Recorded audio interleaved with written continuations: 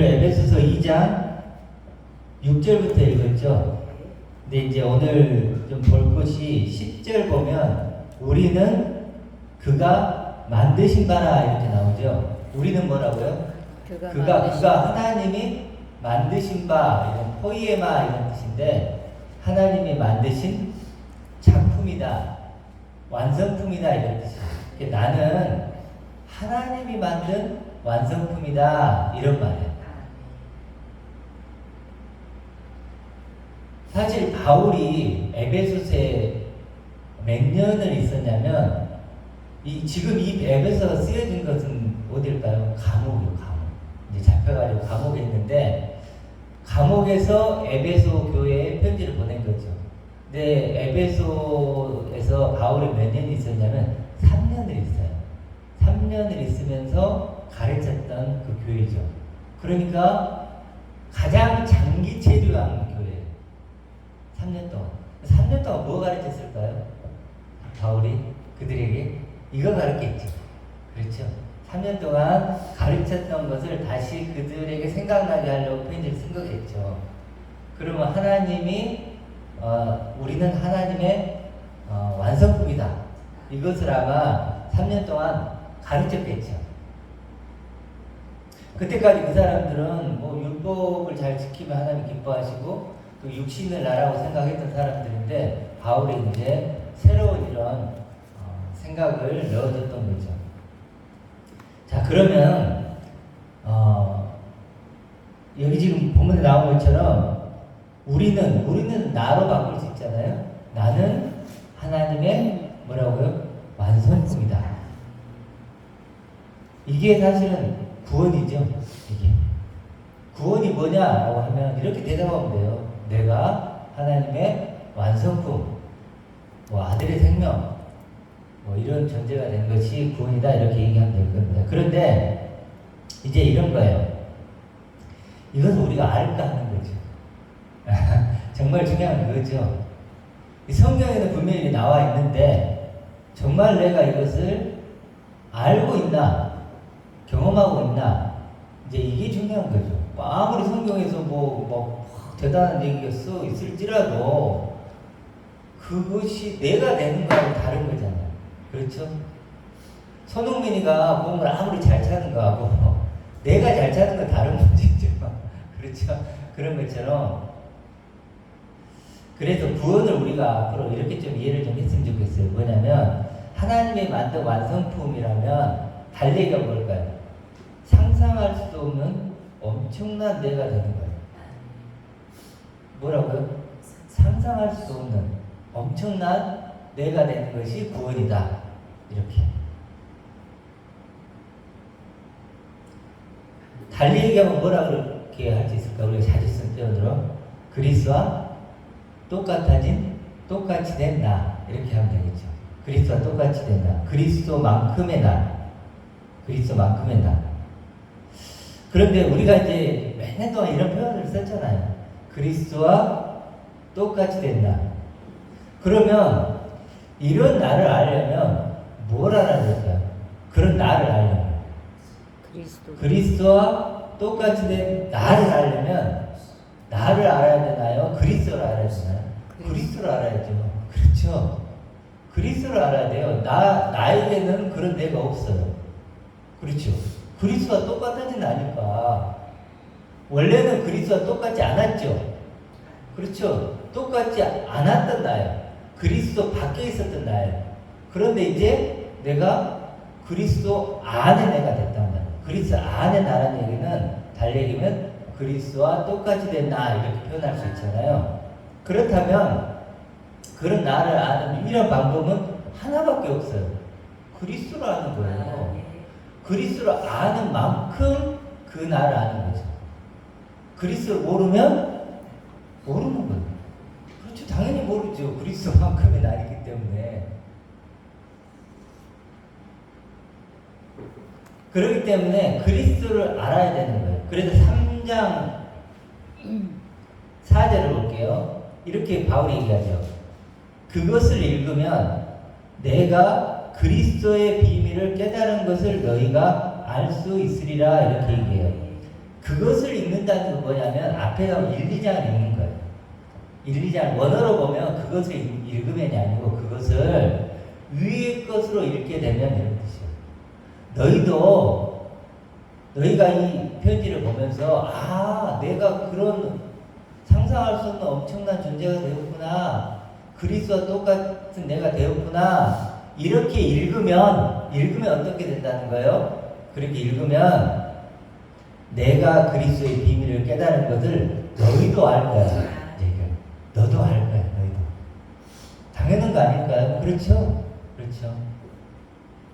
우리가 그런 존재가 되어야만 비로소 바울이 깨달았던 그리스도의 비밀을 우리도 깨달은 거다. 이런 뜻이에요. 자, 그렇다면 우리가 해야 될 일은 하나밖에 없겠죠. 뭘까요? 그리스도를 아는 것. 달리 얘기하면 바울이 에베소에서 3년 동안 가르쳤던 내용도 동일하게 그리스도를 가르쳤겠죠. 당연한 거죠. 그리스도를 가르쳤죠.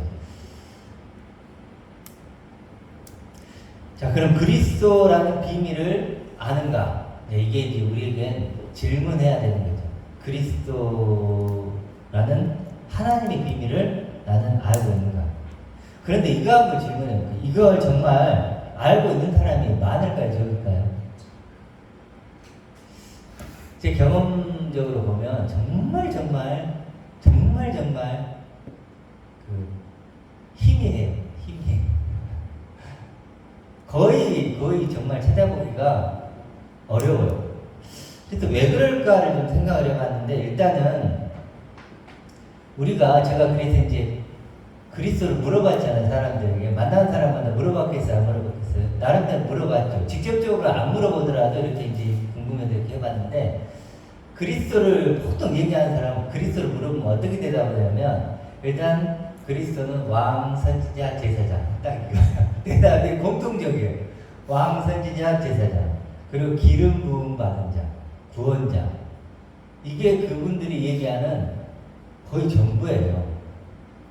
이거 어디에서 배웠을까요? 신학교에서 배운 거예요. 저도 배웠을까요? 배웠죠. 당연히 신학교에서 그리스도, 왕, 선지자, 제사장, 왕의 직분, 제사장의 직분, 선지자의 직분, 이렇게 배운 거예요. 이렇게 학문적으로. 이게 어떻게 지금 살아계신 그리스도가 되냐고.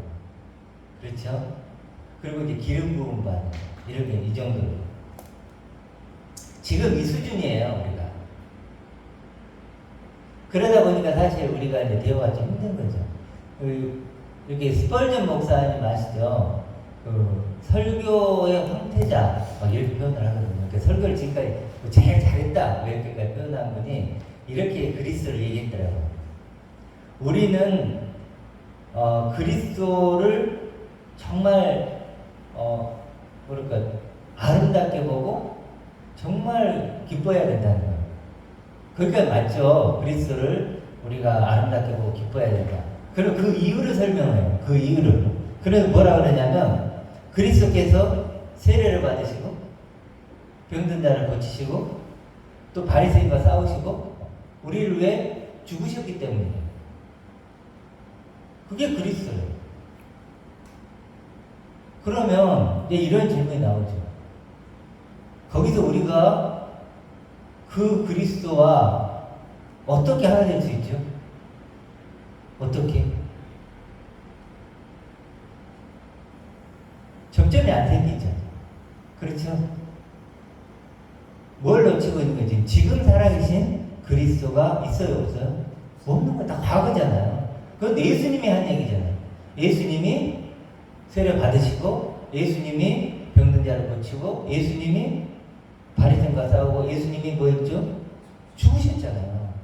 그리고 뭐 했죠? 예수님이 부활하셔서 지금 그리스도로 계시잖아요. 그리스도. 그 그리스도가 되기 위해서 그 일을 하신 거잖아요. 그 그리스도를 보여주기 위해서 그 모든 걸 하신 거고. 근데 알맹이는 없이 껍질만 있는 거예요. 알맹이는 없어요. 가장 최고의 설교자란 분이 그렇다니까요. 그러다 보니까 그리스도를 우리는 몰라요. 그래서 이렇게 얘기를 들어보면 이제 선한 인격을 담자. 그리스의 인격 이런 얘기를 하죠. 그렇죠. 예수 차원인 거죠, 다. 결국 문제는 뭐냐? 그리스도의 절대적인 가치를 모른다는 거예요. 가치를 모르면 가치가 없는 거죠. 그렇죠? 가치를 모르면요, 가치가 없어요. 그러면 바울은 어떻게 얘기하는가를 볼까요? 바울은 정말 그렇게 얘기하는가? 바울은 어떻게 얘기할까요? 그리스도를 얘기할 때 어떻게 얘기하냐면 이렇게 얘기해요. 7절을 6절을 봐보세요. 함께 일으키사 그리스도 안에서는 예수 안에 똑같으니까 그리스도 예수와 똑같은 나로 함께 하늘에 앉히셨어요. 어떤 존재예요, 내가? 그리스도와 똑같이 하늘에 앉혀진 나라는 거예요. 그래서 하나님의 완성품이라는 거예요. 그래서 다른 이유가 아니고 다른 이유 내가 뭘 하고 이걸 하고 그래서가 아니고 하나님이 먼저 나를 그리스도와 똑같은 존재로 하늘에 앉혔단 말이에요. 하늘에 앉혔기 때문에 내가 하나님의 완성품이라는 걸 얘기하는 거예요. 자, 그러면 하늘에 앉혔다는 걸 이해해야 되잖아요. 그렇죠? 하늘에 앉혔다는 것을 이해해야 되는데 이걸 이제 설명을 쭉 하는 거예요. 하늘에 앉혔다는 거 우리 조금만 생각해 볼까요? 우리 1장 18절에 보면 이렇게 나오죠. 그의 부르심의 소망이 무엇이며 성도 안에서 그 기업애가 아니고 그의 하나님의 상속의 영광의 풍성함이. 내가 하나님 상속자란 말이에요. 그 상속자의 영광의 풍성함을 갖고 있단 말이에요. 이게 뭐예요? 하늘에 앉힌 거예요. 하늘에 앉혔다는 것은 하나님의 그 영광의 상속자가 됐다는 거예요. 그래서 하나님의 완성품, 걸작품이 되는 거예요. 그걸 또 볼까요? 3장 우리 자주 했던 16절 보세요. 그의 영광의 풍성함을 따라 이렇게 나오죠. 하나님의 그 영광, 그 하나님의 영광의 풍성함을 가지고 이런 뜻이에요. 가지고 내가 뭐예요? 능력으로 강건하겠다는 거예요. 이게 누구예요? 하나님의 완성품을 얘기하는 거예요, 지금. 하나님의 완성품은 다른 것 때문에 완성품이 되는 게 아니라 이것 때문이에요. 하나님의 그 영광의 풍성함을 내가 가지고 있기 때문에 나는 하나님의 완성품이다, 이거예요. 그 다음에 19절도 보세요. 똑같잖아요. 하나님의 모든 충만하신 것으로 너희에게 충만하게 하시기를 구하노라. 이거잖아요. 하나님의 모든 충만하심. 하나님 아버지의 그 충만하심. 그분의 생명, 그분의 능력, 부유함, 그분의 거룩함. 그 아버지의 것, 그 충만을 누가 가져요? 내가 가졌단 말이에요. 내가. 그래서 하나님의 걸작품이고 하나님의 완성품인 거죠. 하나님의 상속자죠. 그래서 6절을 보세요. 3장 6절. 그래서 이는 이방인들이 복음으로 말미암아, 이게 지금 말하는 게 복음이에요. 기쁜 소식이잖아요. 말미암아 그리스도 예수 안에서 그리스도와 똑같은 그런 뭐예요? 똑같이 함께 상속자가 됐다고 하잖아요. 이게 상속자예요. 우리의 하나님의 상속자는 당연히 하나님 것을 가지고 있어야 되죠. 이게 뭐예요? 그리스도의 비밀이에요. 나의 비밀이기도 하고, 그렇죠? 나의 비밀도 돼야 되죠. 이제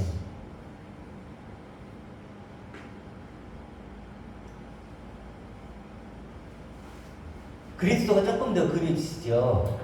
그리스도는 결국 누구예요? 하나님의 영광의 광채시죠. 그렇죠? 하나님의 모든 충만을 가진 분이시죠. 그래서 요한복음 1장에 뭐라고 얘기해요?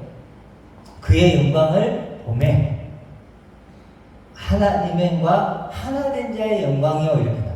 독생자라는 뜻이 하나니까 그의 영광을 보니까 하나님과 하나된 자의 영광이다. 와, 이렇게 나와요.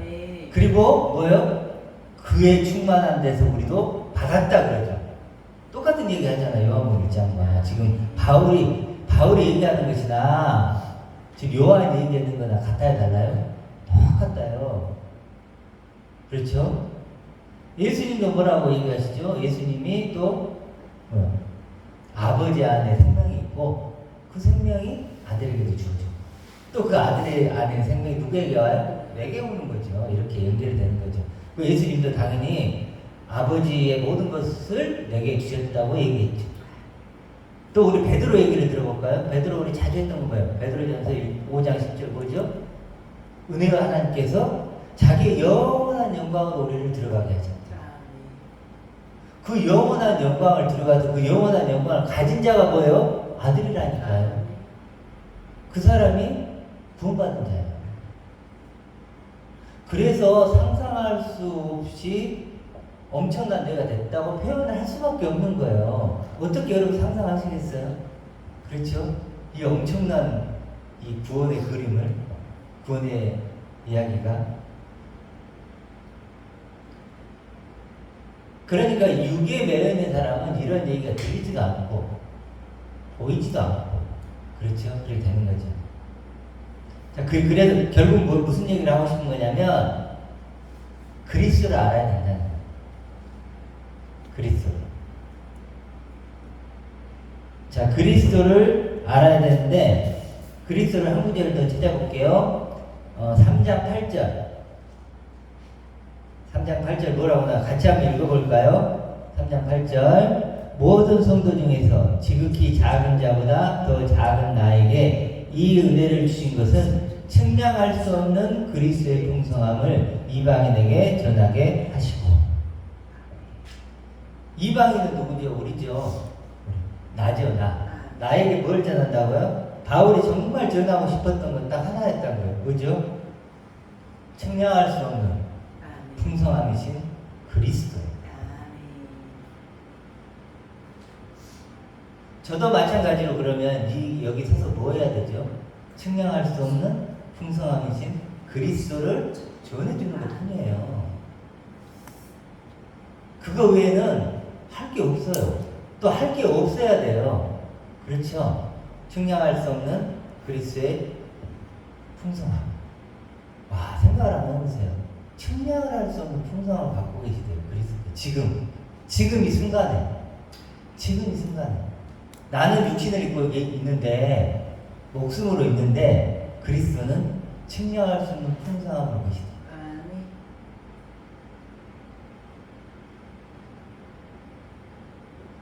그렇기 때문에 그리스도를 뭐라고 하죠? 영원히 온전히 되신 아들이라고 표현하는 것이고.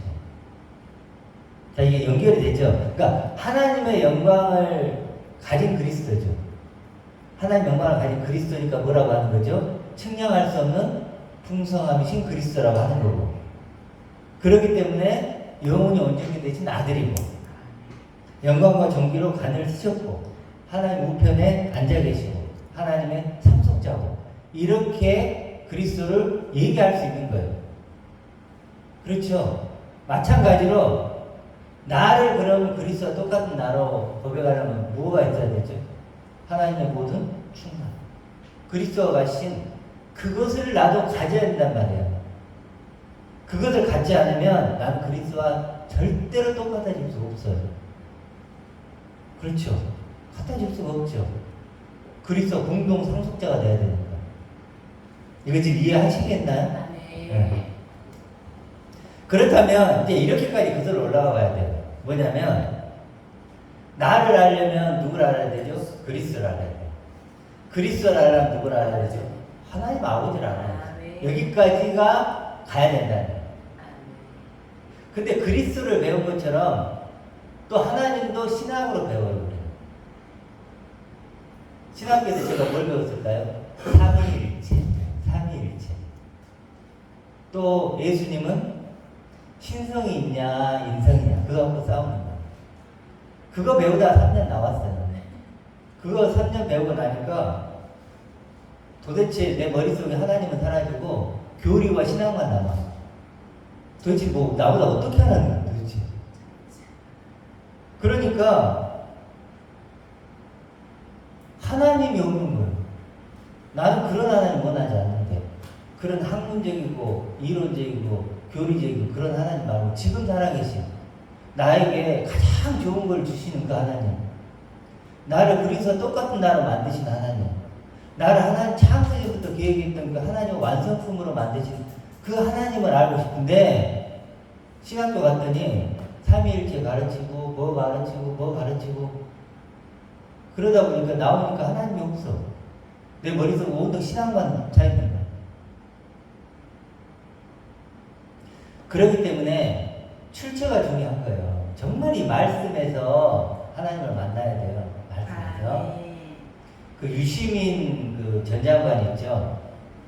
요즘 이제 정치에는 저는 관심이 없는데 그 얼핏 쇼츠에 이제 이런 내용이 나오더라고요. 그 사람이 서울대 나왔잖아요. 근데 이제 그 언론에 보면 서울대에서 가장 뭐라 그래 최악의 서울대생 하면 1위가 유시민이에요. 최악의 그 서울대생 1위가 유시민. 그 말을 딱 들으면서 그러면 딱 우리가 그렇게 생각할 거 아니야. 와, 저놈 서울대에서 완전 꼴통이었네. 최악이네. 이렇게 생각하잖아요. 그렇죠. 그리고 뭐 언론도 그러니까. 근데 유시민이 나오고 이런 얘기를 합니다. 그걸 여론조사를 어디서 했냐는 거예요. 여론조사를 어디서 했냐면 극우 단체들에서 하는 거예요.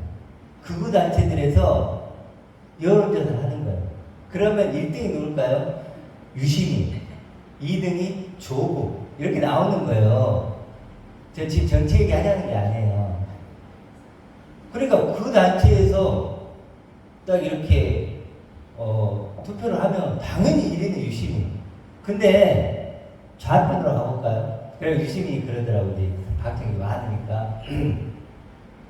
여기다 제가 한번 투표를 해볼게요. 서울대에서 가장 최고의 사람 누굴까요? 그러니까 1번 유시민, 2번 하니까 예를 들어서 다 유시민들.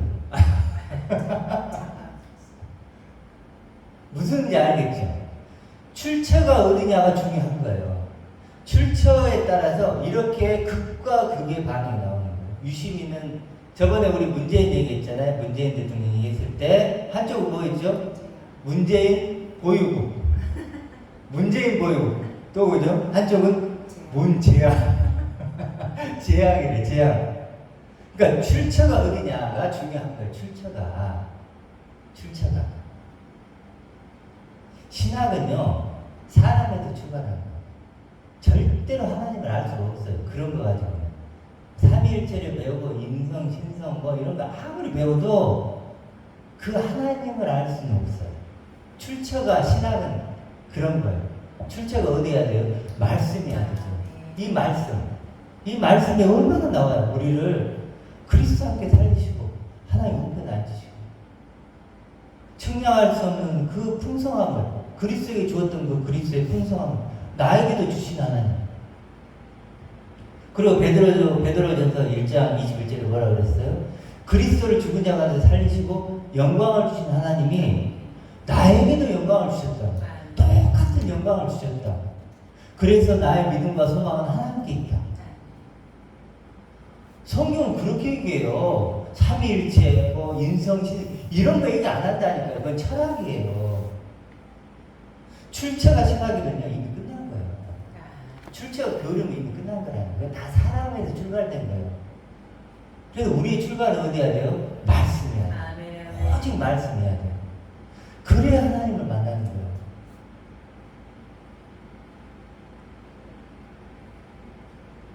그래서 만난 하나님은 어떤 하나님인가요? 주기를 기뻐하신 하나님. 막 주고 싶어. 그렇죠? 정말로 그 나를, 그 영광스러운 나를 창세전부터 지금까지 주고 싶은 거예요. 영혼까지. 그렇게. 그래서 이제 우리가 결국 알아야 될 것 딱 하나로 정리를 하면 그리스도와 똑같이 된 나예요. 그렇죠? 그리스도와 똑같이 된 나인데 이걸 아는 건 하루아침에 되는 거 아니죠. 하나님 아버지를 알아야 되고 그리스도를 알아야 되고 육신을 입고 있는 내가 얼만큼 어떤 죄를 갖고 있고 이런 것들을 알아야죠. 그렇죠? 그런 알의 과정을 통해서 결국 나오는 결과물이 뭐죠? 그리스도와 똑같이 된 나예요. 그냥 내가 그리스도와 똑같은 나다 그리고 100번, 1000번, 10,000번 나를 고백한다고 해도 그런 게 경험되는 게 아니에요. 그렇죠? 그래서 반드시 경험을 해야 돼요. 애굽에서 광야로 약속 땅을 오듯이 뜰에서 성소로 지성소로 오듯이 그런 과정을 통과해야 되는 거예요. 그래서 우리가 그리스도 똑같다 이제 내가 된 거예요. 내가. 그래도 이런 찬양 있잖아요. 구주와 함께 나 죽었으니 구주와 함께 나 살았도다. 영광의 그날에 이르도록 언제나 주만 바라봅니다. 언제나 주는 날 사랑하사 언제나 새 생명 주시나니 아멘. 영광의 그날에 이르도록 언제나 주만 바라봅니다.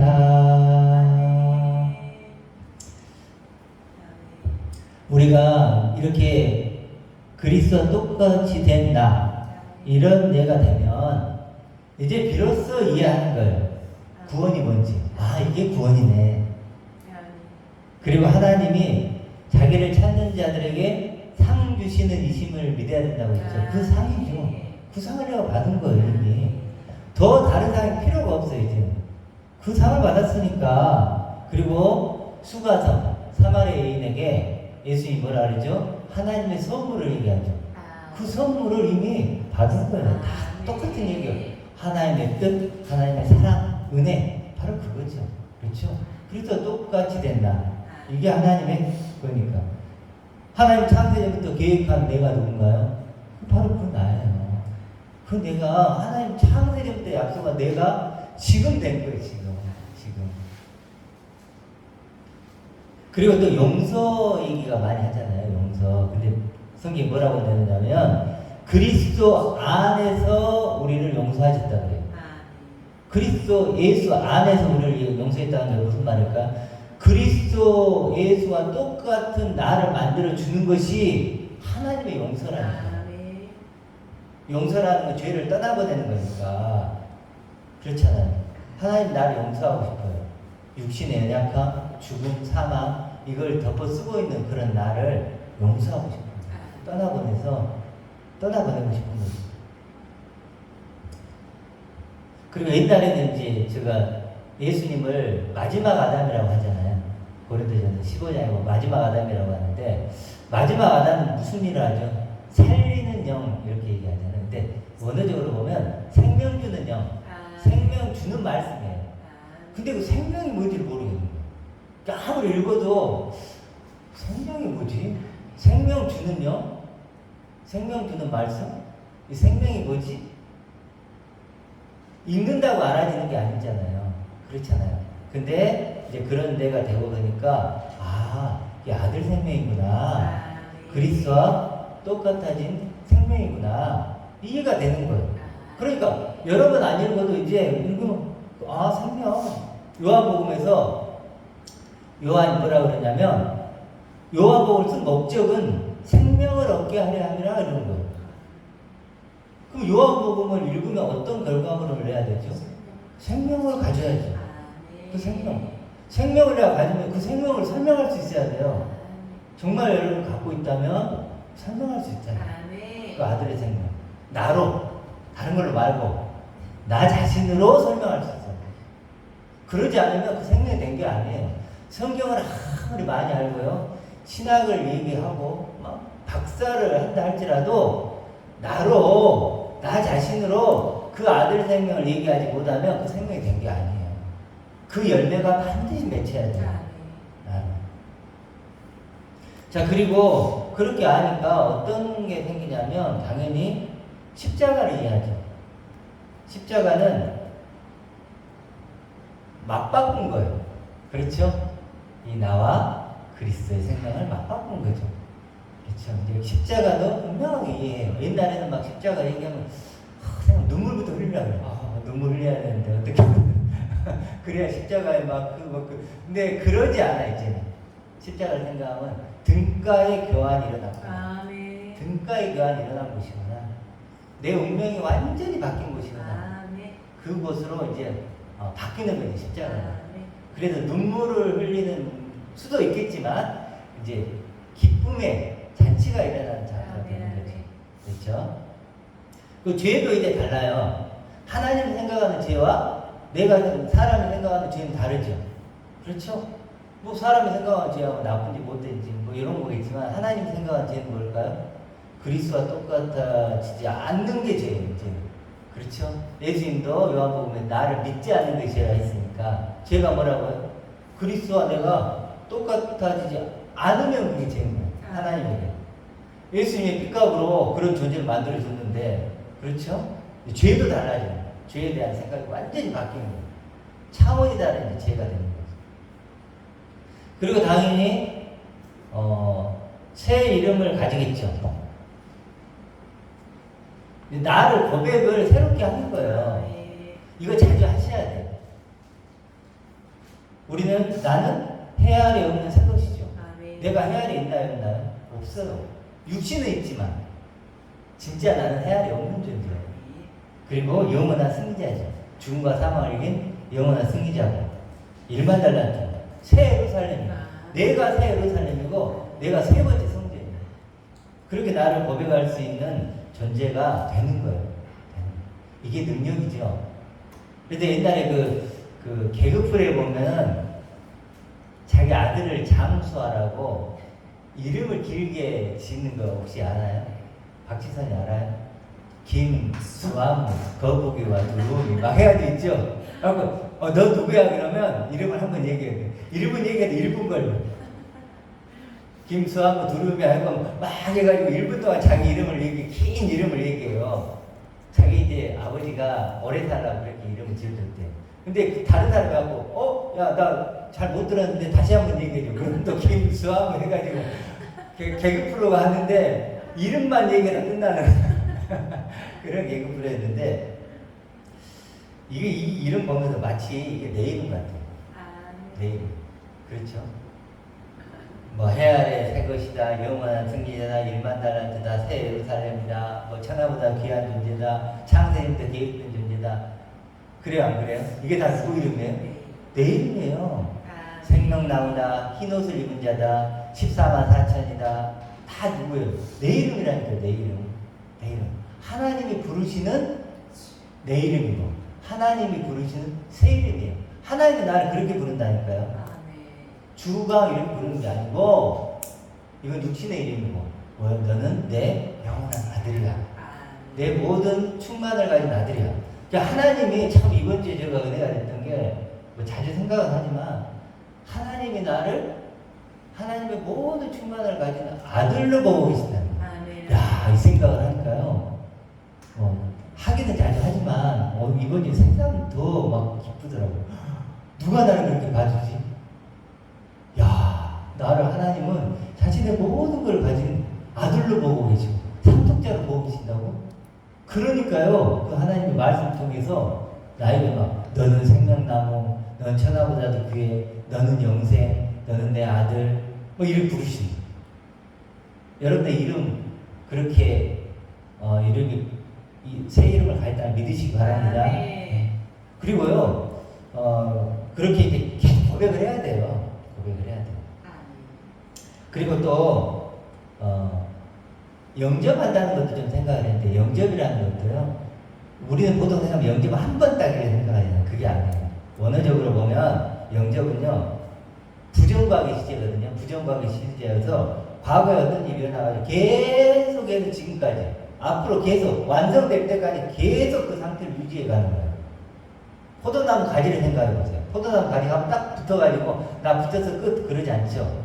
뭐 하죠? 끊임없이 붙어서 뭐예요? 양분을 끊임없이 내 쪽으로 끌고 오죠. 그래서 자기 생명을 유지하죠. 그게 영접이에요. 지금 그리스도가 살아계세요. 그분의 영광, 그분의 생명을 뭐예요? 내 쪽으로 끌어와서 똑같은 영광, 똑같은 생명이 되도록 지금 뭐예요? 작동이 되고 있어야 된다. 그래야 영접한 자예요. 영접은 단회적인 게 아니에요.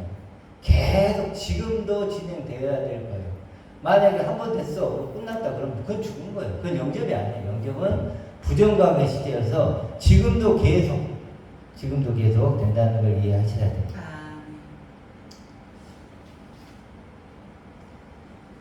자, 그렇게 그리스도와 똑같다는데 나를 좀 살펴봤는데 이제 2부 시간에 좀 더 얘기를 하고, 자, 한 2가지만 더 할게요. 그래서 이제 우리가 하나님도 바뀌어요. 그럼 하나님도 어떻게 바뀔까요? 당연히 이제 나를 그런 하나님 모두 충만을 가진 아들로 보고 계신 하나님 되겠죠. 그래서 신앙이라면요, 나의 측정과 평가의 주체가 바뀌는 거예요. 뭐라고요? 나의 가치를 측정하고 평가하는 주체가 바뀌는 거예요. 나와 세상에서 뭐라고요? 하나님에게로 바꾸는 거예요. 그러면 측정하는 주체가 바뀌면 측정 값도 달라지겠죠. 그렇죠? 측정하는 주체가 바뀌면 측정하는 값이 달라져요. 우리 저번에 이제 그 여직원 얘기했잖아요. 여직원하고 여동생 얘기했잖아요. 내가 지금까지 여직원으로 알고 있었어. 그럼 누가 평가하는 거예요? 사장님이 평가하는 거죠. 사장님이 그 여자를 평가하는 거잖아요. 그런데 알고 봤더니 누구였어요? 내가 그토록 찾고 싶어 했던 여동생인 거예요. 그러면 이제는 사장님이 평가하는 거예요? 오빠가 평가하는 거예요? 오빠가 평가하는 거예요. 오빠가 평가했을 때 그 가치가 어떻게 될까요? 완전히 바뀌겠죠. 일 시킬까 안 시킬까요? 응? 안 시키겠죠. 뭘 시킬 수도 있지만, 그렇죠? 평가가 완전히 다르죠. 이제 여 종업원이 아니에요. 여동생이지.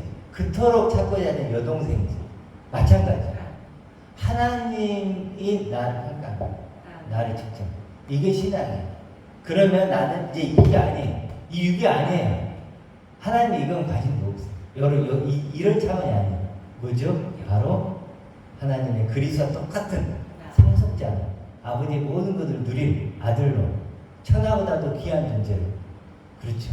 정말 상상할 수 없는 엄청난 나로 하나님 나를 보고 계시다.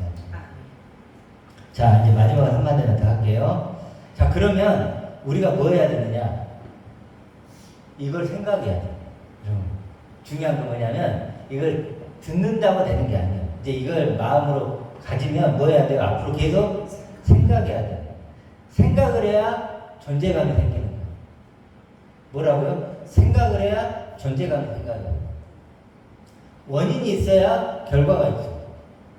내가 이런다는 생각을 해야 내가 이런 존재감이 생기고 기쁨이 생기는 거예요. 생각 안 하면요, 절대로 안 돼요. 제가 이렇게 얘기를 하잖아요. 이렇게 얘기를 하는데 생각을 안 해. 그러면요, 저도 존재감 안 느껴져요. 너무 당연한 거예요, 그것은. 왜 우리가 주일날 가장 충만할까요? 생각하니까. 생각할 때 시간이 많으니까 충만한 거예요. 그렇죠? 매일을 주일처럼 만들어야 돼요. 생각하셔야 돼요. 밥을 먹어야 배부르잖아요.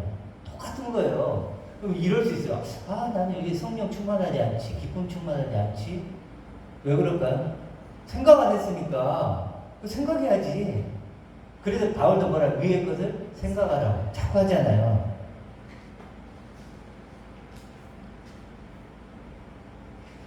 이렇게 저를 이렇게 돌아봐도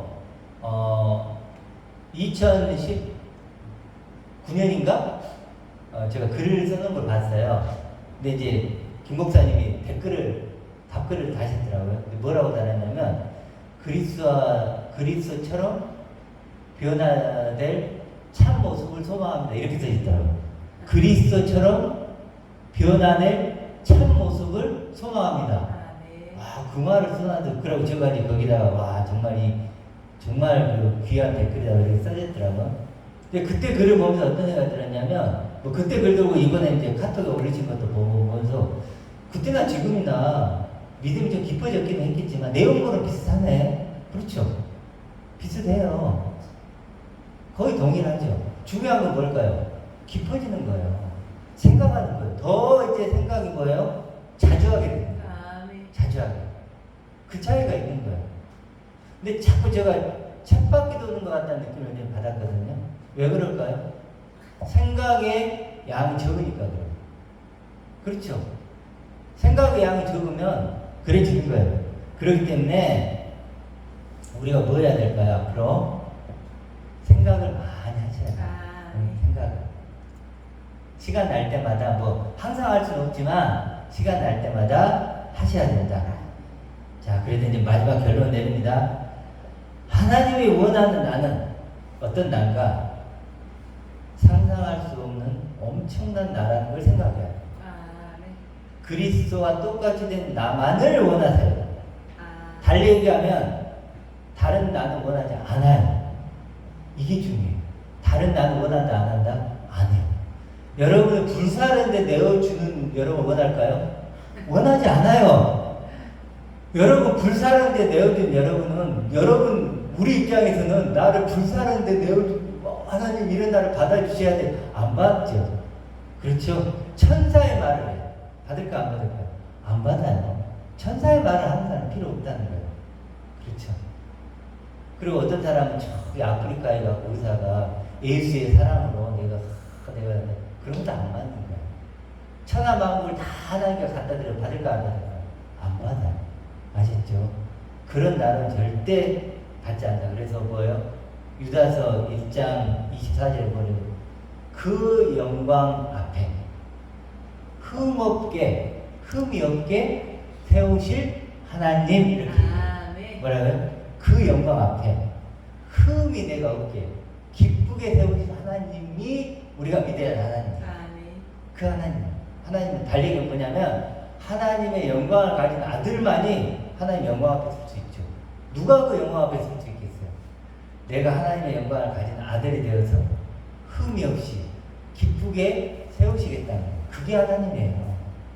이런 하나님 믿어야 되지 않습니까? 아, 네. 그렇죠? 이런 하나님이 정말로 참 하나님이고 말씀이 계시한 우리 아버지 되신 하나님입니다. 이런 하나님을 믿음으로 우리가 더욱더 기쁨으로 신앙생활하는 저희가 되길 소망합니다.